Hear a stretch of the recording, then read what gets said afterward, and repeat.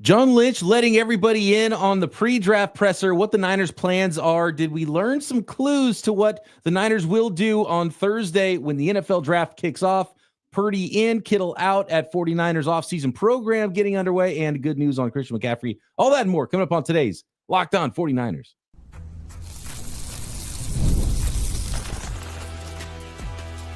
You are Locked On 49ers, your daily San Francisco 49ers podcast. Part of the Locked On Podcast Network, your team every day.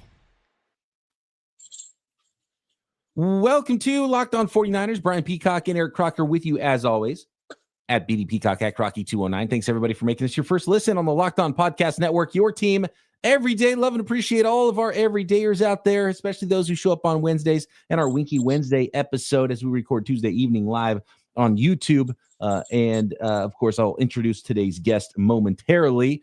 I do want to thank all of our everydayers, though, and make sure everyone subscribes up on YouTube and anywhere you get your podcasts. And today's episode of Locked On 49ers is brought to you by FanDuel. Right now, new customers can get $250 in bonus bets when your first $5 bet wins. Just go to FanDuel.com to get started. And now let's bring on today's guest. Nicholas Winkler, come on down. Wink, what's happening, my man? Are you pumped for the NFL draft? Do you want to drop a mock draft on us if you want? We had Croc's final mock. We're going to have my final mock tomorrow. So feel free to drop any of your draft wishes on us on today's program. I mean, I just want the 49ers to get better, right? I mean, I don't care who they draft, if it's Williams, if it's Stewart, if it's Nolan, I don't care. Defensive line, clearly a problem they need to address in this draft, probably early. I just want them to be a better football team. So, of course, I'm excited. I mean, at this time next week, we're going to be talking about all these new 49ers. We're going to be breaking them down. What are our favorite picks? Who did we miss that we are sad that we missed? And who it's a great time of year. For the last couple of months, there's been a lot of downtime. There's been a lot of speculation, a lot of looking back on what could have been, a lot of saying goodbye to guys. Well, now it's time to start moving forward, right? I mean, they showed up today, first part of offseason, whatever the training program or whatever they're getting into right now. So we got real 49er news. We got a real NFL draft this week. It's a great time to be a football fan. Croc, and by the way, I saw you clapping while the intro was rolling. Croc, Lake show.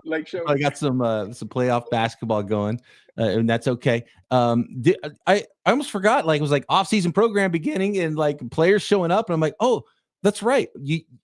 My head's in the sand for months looking at the draft, and I forget. Oh, there's an entire football team already here, ready to go. I forgot. It's oh, yeah, I remember that guy, Brock Purdy, George Kittle, because you just think about all these other players and what could happen and what the 49ers need. And so it's really interesting to see that those guys are out there on the field and that Purdy is in-house, Fred Warner in-house as well. Did you forget that other people exist in your life and on the 49ers football team, Croc, with how much we pay attention to the NFL draft every spring? I saw guys showing up, and I'm like, oh yeah, OTAs. I forgot about that. There's always that bit right before the draft. When I played, so we showed up for OTAs a week before right now. So not too far off. But you kind of had a couple weeks before the rookies were drafted and they showed up. Where as of right now, it's they're showing up as soon as the rookies are about to get drafted. So a little bit later, not a lot of time to kind of get your feet wet for some of the guys that are at the bottom of the roster before some of these highly paid rookies come in. But it was still, I remember OTAs like it was yesterday. Good stuff. And that was the first time you showed up, right? At all as a player? Yeah.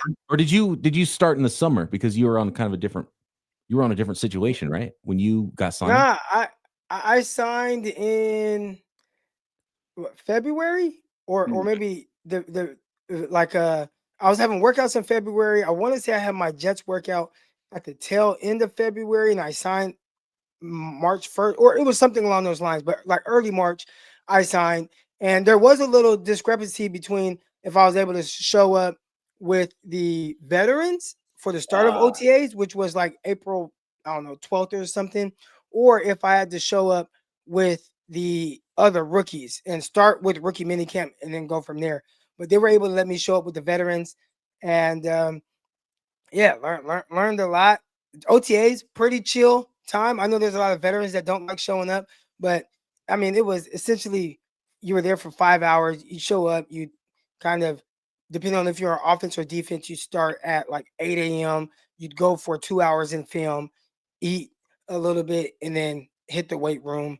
And that was kind of like the first phase. So you weren't there very long, but enough to get acclimated, watch a lot of film on what they were doing in the previous years and whatnot, get in shape a little bit, lift weights. So yeah, it was a chill time during OTAs. I imagine they start pretty slow. So the big story is that Brock Purdy in a contract negotiation showed up to these activities, these organized activities. I don't even remember are they officially OTAs? I can't even remember what they call them. It's an off-season program of some sort. I think they're officially OTAs, right? Pre-draft OTAs, is that what they call it? I can't remember. But Purdy's there. Is this even the type of practice where a guy in a contract in any kind of a contract negotiation would like get hurt? Could you get hurt at these OTAs? Or are you literally just kind of hanging out in the playbook a little bit and lifting weights? I mean, I guess you could tweak something running or lifting because you are trying to get kind of back into shape, and they do a really good job of doing things in progressions. We had some guys that were holding out. When I first got there was no Darrelle Revis. And then after a couple of weeks, he showed up, and then maybe a week or two after that, they ended up trading him away to Tampa Bay Buccaneers.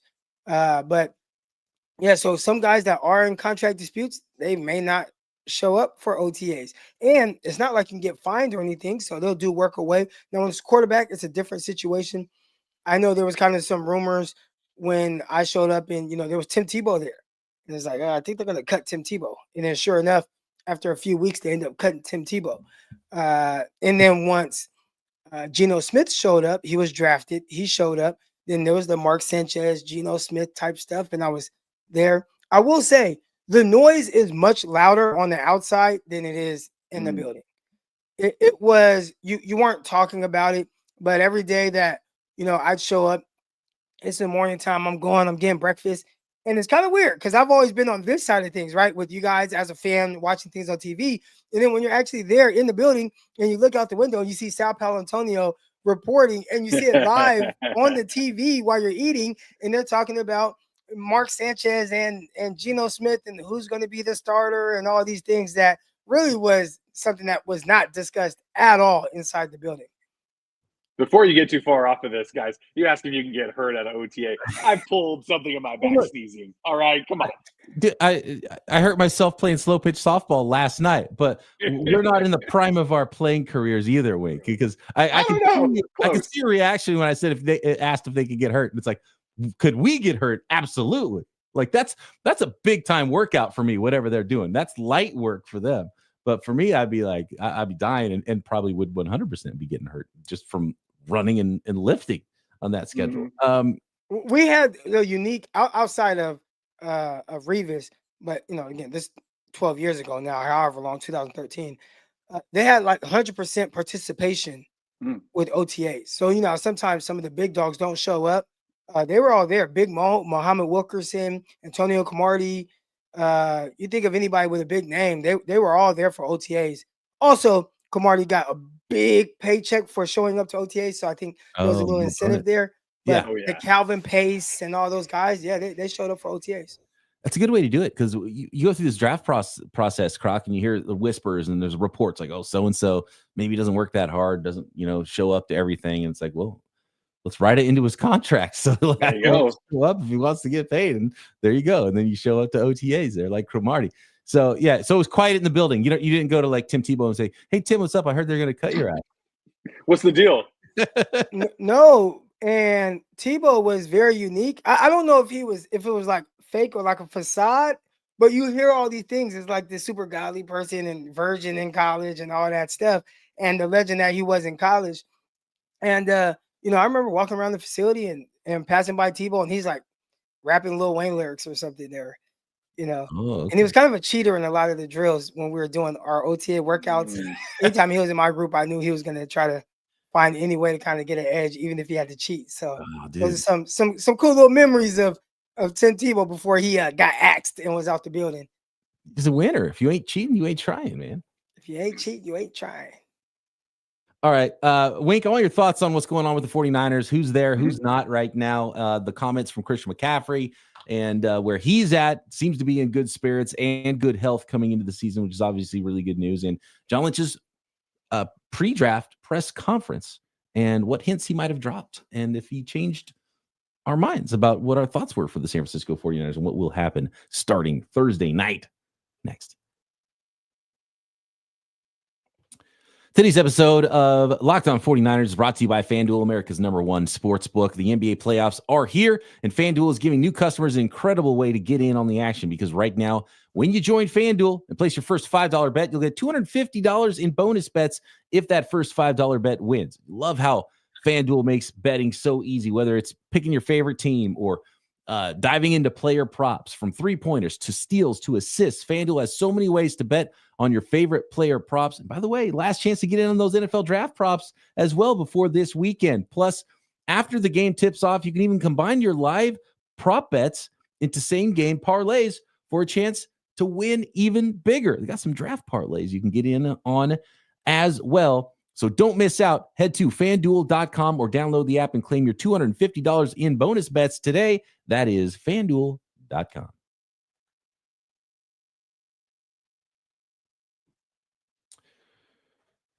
So, Wink, what do you think? Is it a big deal that Purdy's there? Is it a big deal that George Kittle wants a new deal? He's not there. Fred Warner kind of wants a new deal too, but he is there. What do you make of all this and who's showing up and who's not? And if it's even a big deal at this point? Yeah, I mean, none of that surprises me at all. The Purdy thing, I would be shocked if he wasn't there. The fact that he is there, that just seems like Brock Purdy to me. He's a guy that is a leader of the football team. He knows that he's the man, right? The 49ers want him. They've said so. I don't think it's going to help his contract negotiations any by not showing up to an involuntary, meeting or training, whatever they're calling this. So with the Kittle thing, I get it. He does want a new deal. He's underpaid for what he does as being the best tight end in football. So he's going to want to get some cash. Fred Warner, again, you talk about the leader of the defense, basically the Brock Purdy of the defense, the guy who has the green dot on his helmet. Of course, he's going to show up and he's going to do his thing. So it's fun. Like, it's really cool to see all this news and be like, oh, Brock Purdy showed up. What does this mean? But to me, none of this surprises me in the slightest. And going forward, it'll be more interesting, in a month from now or a month and a half from now if he doesn't show up when it is mandatory for him to show up. Well, I think it's not a big deal. First of all, right now with I think either one with Kittle or Purdy, and Croc, I was kind of thinking of it this way because like it's a good sign that with the Purdy negotiations, at least things are at least in a good faith place where nobody's mad about anything, and the leader of your football team, your starting quarterback, can be there, and I think that's important to show up and start the offseason process there. But that doesn't mean that he can't just, when the next OTAs run around, be like, you know what, never mind, I'm not here anymore, right, Croc? And so there's still many messages that could be sent, so it's not like we're out of the woods yet. You're definitely not out the woods, and I think we saw that with maybe something that was potentially on the rise with Christian McCaffrey last year, right? It was like, kind of weird he's not showing up. And it's like, oh, no, don't worry, he's getting married. Yeah, and then next thing you see a new contract pop up, and it's like, there was a little something to it, right? And other guys like Trent Williams, where it's, oh, no, he works away from the facility. Like, he'll show. Nope, he held out. He wasn't there until, like, damn near week 1. So with some of these, you like to think, like, no, George Kittle, like, Niner, like, he'll be there. But I can't recall a time where he wasn't there at the start of OTAs. So not trying to make a big deal out of it, but I feel like maybe there is a little something. New contract. The talks don't seem like they've been super progressive. And for him, it's like, all right, well, I guess I'll show up whenever I feel like it. Yeah, he might just be like, hey, don't forget about me. Let's get that offer going, guys.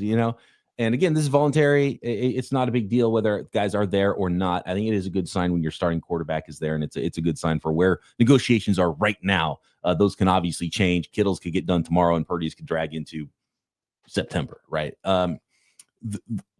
If I remember though correctly, it's interesting with Kittle. He was at all of the stuff because he had a tough contract negotiation the first time when he did his first big deal, and he was there throughout the all the offseason program, right? Like, I don't remember him holding out.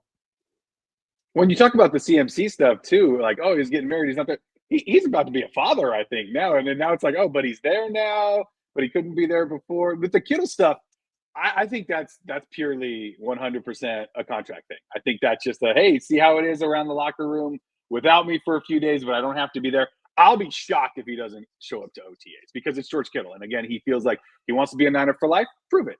Show up, do what you got to do. Contract negotiations are separate. Keep that separate.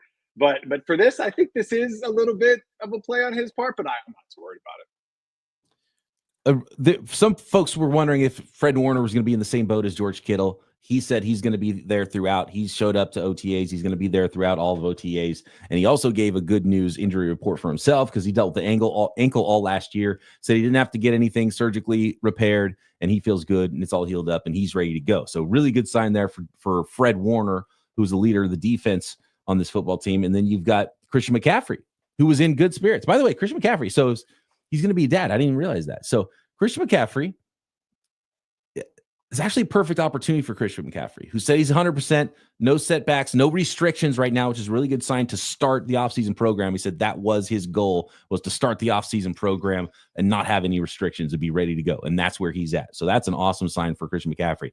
With a kid on the way, though, this could be like the biggest year, but it could go away quickly for Christian McCaffrey, right? Because he could hit that. And guys, you guys have both been there. You're with me on this. I know you are.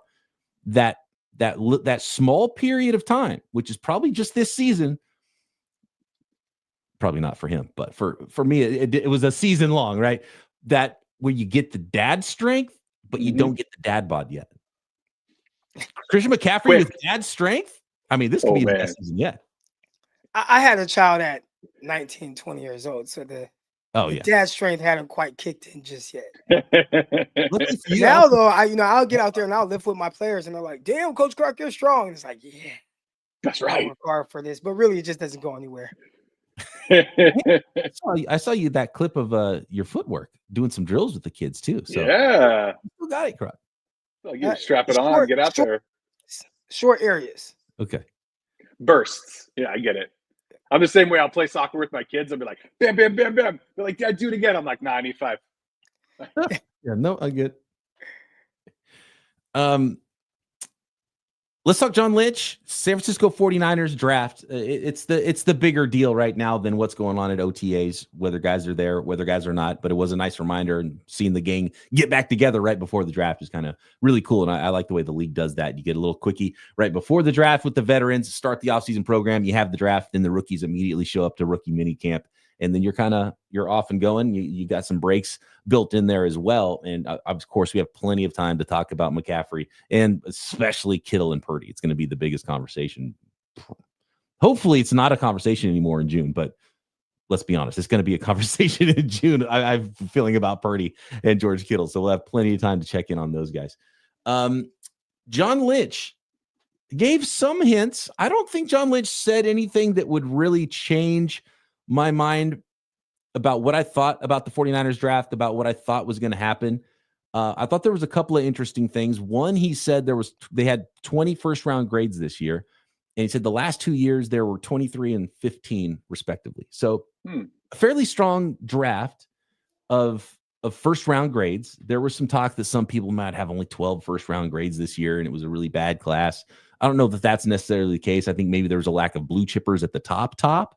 So maybe that grade from wherever the Niners are picking at 11 and the guy they have at 20 might not be much of a difference. So that's probably what we're talking about. But still, 20 first round grades, which is interesting. And I'm going to put a pin in that for a second. And then he said there was 200 draftable grades, which is way up from last year, which is a good sign as well, because the Niners have 3 7th-round picks. They're all outside pick 200, but you got to imagine, 255 picks or whatever it is in the NFL draft. There's probably 50 other players that are eventually that will be drafted by other teams that weren't part of your 200 draftable grades. So there's a good chance you're going to be drafting draftable guys throughout. And if not, maybe they could package 2 of their 7th rounders to go up closer to the 6th round and make sure they do that. So I think it's a good sign for where the 49ers are drafting, what picks they have.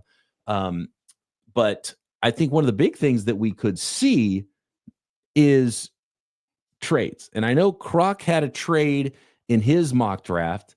I don't know if I'm going to have a trade in my final mock draft tomorrow. We'll have to see how I feel about it. Maybe I'll do 2 where there's one with some trades, because I think there is some areas, and I'll talk about those areas next, where the 49ers, I believe, might trade. And I think John Lynch clued us into one of those reasons why. We'll get to that next.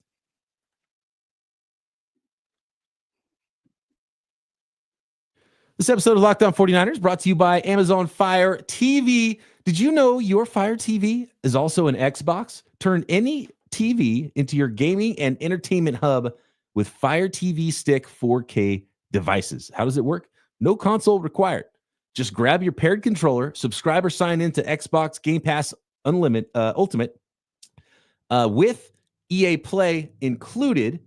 Again, that's Xbox Game Pass Ultimate with EA Play included, and you're ready to play. Dive into hundreds of premium titles. EA Sports College Football 25, play with all these prospects we're talking about. All your newly drafted San Francisco 49ers are on there. Call of Duty Black Ops 6, Avowed, so many more. As easily as you stream your favorite TV shows, it's gaming made simple, and it's all on your Fire TV. Speaking of that, streaming, endless entertainment with 4K streaming. Watch more than 1.5 million movies and TV episodes from your favorite subscribed services like Netflix, Prime Video, Disney Plus, Max, and more. All you got to do is head to Amazon.com/Fire TV Locked On to get started. Xbox Game Pass Ultimate subscription and compatible controller required. Available on select devices, including Fire TV Stick 4K, Fire TV Stick 4K Max, and Fire TV Cube. That is Amazon.com/Fire TV Locked On.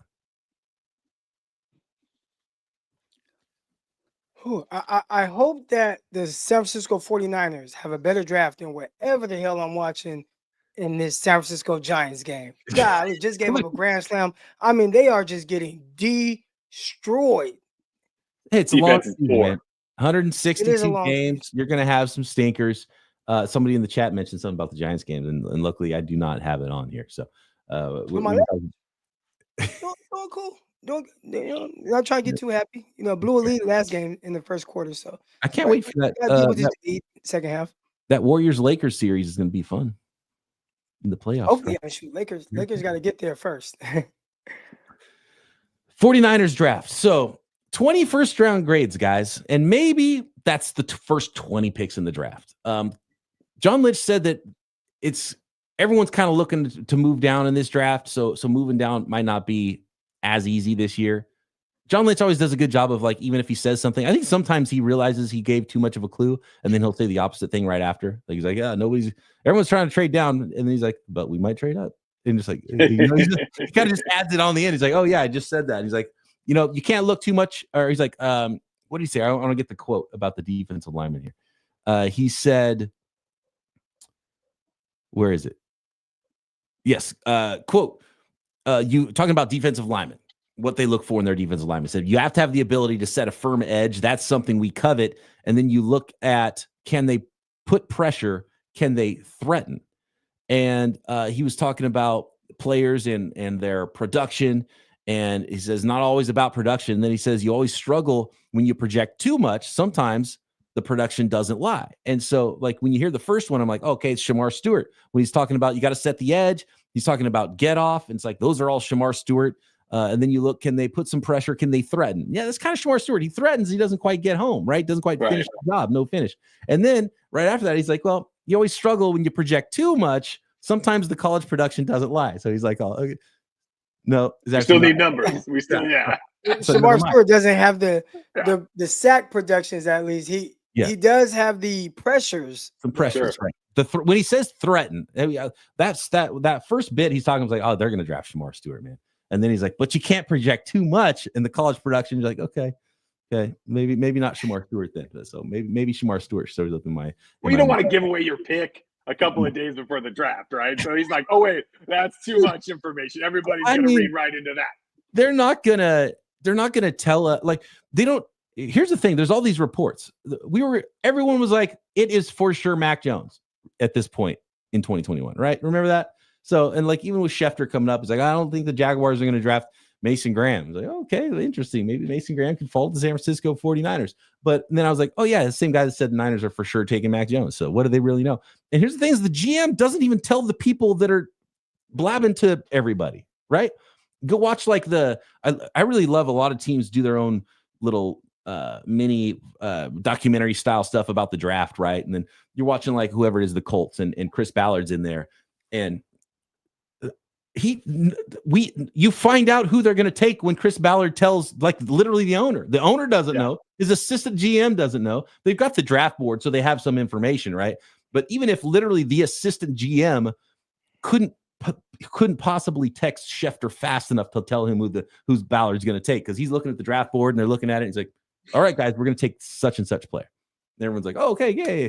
Good job, Chris Ballard. Yeah. Like, good team, you know? It's pretty funny. It's like, I don't know how much you can actually know. Some people probably know more than others, but you got to take some of the stuff with a grain of salt. But I think some of it is really important. And it's like you get lying season, and then things start to get really real right before the draft. So like these couple of days right before the draft, the morning of the draft, all these insiders put in these specific mock drafts. And you're like, wait a second, Mike McGlinchey, the 49ers, I haven't seen that. Why did Daniel Jeremiah put that on draft morning in his mock draft? And lo and behold, like, oh, shoot, okay, Mike McGlinchey. Nobody had any inkling at all that Niners would take Mike McGlinchey. Well, that's why we love the draft, right? Is because crazy stuff's going to happen. People are going to trade up that no one saw. You know, there's like, oh, wow, okay, wait, now we might have to move up in order to get the guy we want, because somebody, right in front of us, they took the guy he wanted. And I'm so excited for the draft to happen for that very reason, for trade ups, trade downs, all, that Lynch is not just going to sit by and just take the picks that are there.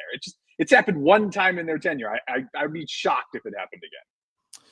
There are a lot of people on social media that are making a lot of trades, and they're like, man, did I make too many trades? And I'm like, when you're dealing with the San Francisco 49ers, you never know how it's going to go. Yeah. I think we were shocked a couple of years ago when they didn't make any trades at all throughout the draft, because the year prior to that, they didn't pick not one time at their original spot. Yeah, I think that was 2021, right? The Trey Lance year. Yep. Zero of their original draft picks were used. And they scared them. So in 2022, they're like, we're not moving at all. Yeah, exactly. Well, and plus they had less to deal with. So you can't trade a first round pick that you don't have. And even when they've gone down in the first round, they've gone down literally one pick. Twice. In 2017, the first draft, they went from 2 to 3. And then the Kinlaw 2020 year, they went down from 13 to 14, one pick, and then came back up for Ayuk from 31 to 25. And I kind of view it similar to that year in this class. I don't know if they'll be able to go down at all. Maybe they go back one, but I believe him. And that's kind of what we've talked about, is like, yes, it's going to be a tough. Anyone from 4 to 24 would probably all love to move down. But when he starts talking about his 21st round grades, I don't think those are going to be the first 20 picks in the draft. And maybe they are. But then what you can control is moving up. And the Niners are always really aggressive. So I think that's what's going to happen. I think that's the trade up. One of those 21st round grades still there at 24, 29, 37. Maybe there's one of those guys, right? So I'd put my money on the Niners going up from 43 to getting that one defensive lineman that falls. Maybe they draft an offensive tackle in the first round. That one defensive lineman, like, we can't wait, right? We made our pick here, but now we really need this position, and we're going to go get that position now. So do they move up from 43, or maybe move up from 79 into the second round? Kind of a similar idea, because actually he talked about there being potentially starters into day 2 and even early day 3. And the 49ers have 4 picks through the first 3 rounds, and then that early-ish 4th round pick too. So maybe that's the area they move up from that 113 early 4 to go up and get one of those starters that they think is still there, and they're not sure if that guy's going to fall to the 4th round for them. So when I start listening to this, is like the thing you can control. If everyone else wants to move down, okay, maybe that's an extra deal for us to move up, because nobody else wants to move up. So maybe that's where you get a bargain, is going up. So I'm going to put my money right now on the Niners, not going down from 11, but coming up from 43 or 75 or 113. They're going to come up in this draft. I love it. Funny story before we get out of here, guys. My son, soccer team, he just got his new jersey, and he's number 14. And he's like, oh, 14, what's that, Dad? Oh, he was like kind of bummed about it. I'm like, oh, no, buddy, that's Ricky Pearsall, for the 49ers. And he's like, shot? Yeah, buddy. He's like, okay. All right. Tell him that was Brock Purdy's original number before he switched to 13. Training camp. I will. I'll tell him right now. Sam Darnold. Now, don't tell him Ricky Pearsall changed his number to number 1. That's right. Yeah, obviously. You won't know that until September when his soccer's over. By the way, Wink, did you see John Lynch at Top Golf today? Was he out there today? Well, he's been out there with the prospects. Apparently, the 49ers started some big thing by having prospects in on their 30 visits. They bring a bunch of them in at the same time, and they all go to Top Golf. And I believe it's the same Top Golf you went to down in San Jose. Yeah, and, you can see the stadium from that Top Golf. So I'm not surprised at all by that. It's a lot of fun. If you guys haven't been, you really need to check out Top Golf. I've been to Top Golf one time, and it is a lot of fun. I like the Top Tracer that exists at just regular driving ranges now. I haven't seen that. Yeah, it's awesome. It's the same top Golf technology. You're just hitting your normal range balls, but you have all the games and everything, and see your ball flight and see everything. It's really cool. So certain driving ranges are adding the Top Tracer, which is Top Golf, which is much more accurate because at Top Golf those are like the restricted balls that can't travel too far, and somewhat cheaper as well because it's just regular. So that's why I'm not hitting 350 feet bombs at Top Golf. It's the only reason. You probably are, but you're just not seeing it. Yeah. And I think it's normalized to tell you how far it would have gone, but you don't actually see it go that far, right? Is that how they do it? I know I was hitting bombs today and it was saying 175. I'm like, oh, that's not good. Because that's just not good for me.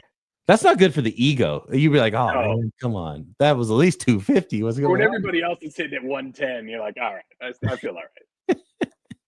But, dude, the Niners started something because Adam Peters took it to Washington, and the Commanders do that now with their 30 visits and take everybody to Top Golf. And there's a third team now that Schefter was reporting that is also doing it. So that's it's like the new thing. So there you go. 49ers fans. I'm big on seeing how people compete just in anything that they do, because I think if you are a competitive person, you are competitive with everything. And I've tried to, work with a lot of my kids, my athletes at Stagg High School, by trying to put them in those situations, playing like ultimate frisbee, stuff like that. See how they compete with each other to try to create that type of culture. Yeah, there's probably a lot you can learn. Like if someone treats the staff terrible or something like that, or they're just weird, just get them in a normal social setting, because when you get in a normal interview type setting, they've been coached on it. Their agent told them what to say. I think it was Will Howard, quarterback from Ohio State. I saw a clip of him and he's like, he had it down. It was perfect. And the way it was tweeted out, and it was a video of him meeting with some team. And it was like, oh, look at this guy. You want to draft him. And I watched it and I was like, this is corny, dude. He was so obvious. He was like, if you don't draft me, you're not going to want to play against me. Like this whole thing. And he just had it all ready to go. And I remember Blaine Gabbert had the exact same thing to say. I'm going to remember he passed on me. And like, yeah, sure, Blaine. Have fun with that clipboard. You hold it better than everybody who was drafted in front of you. All right. enough trashing Blaine Gabbert. But yeah, like get him in a real situation. Learn a little bit about these young men before you draft them. I like it. I think it's a great strategy for sure. Did Brock show up to this because of the Mac Jones signing? Oh, to Top Golf? Yeah. No, to OTAs. Yeah. He's like, hey, Mac's in the building. I got to show up. I can't give him any of my snaps, dude.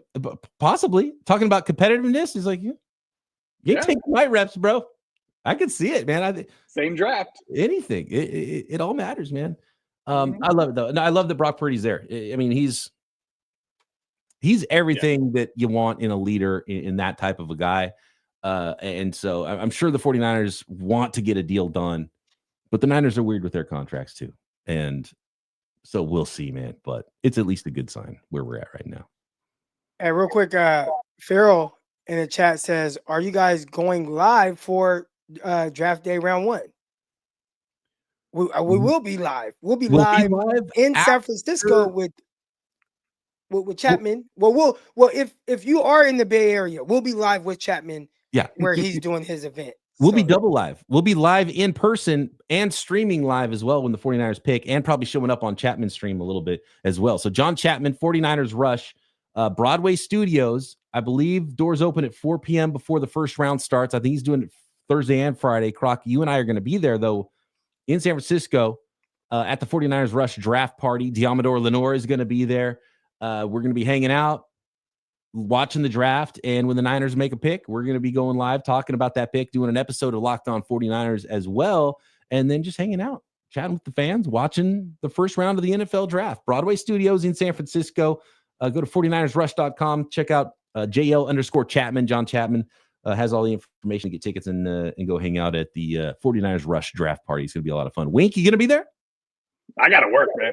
Oh, come on. VIP status. You're going to pass that up? Yeah, I got to work, man. You got to pay the bills around here. All right. Wink showing up to OTAs. I would have ditched him if it was me. Thanks everybody for making it. I am ditching them. I'm ditching these. I'm just ditching the draft. Show you guys how important I am to this thing. Thanks everybody for making this your first listen. Subscribe, YouTube, everywhere you listen to your podcasts.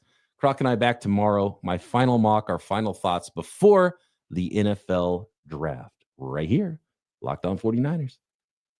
See you. Wow. Can't believe it.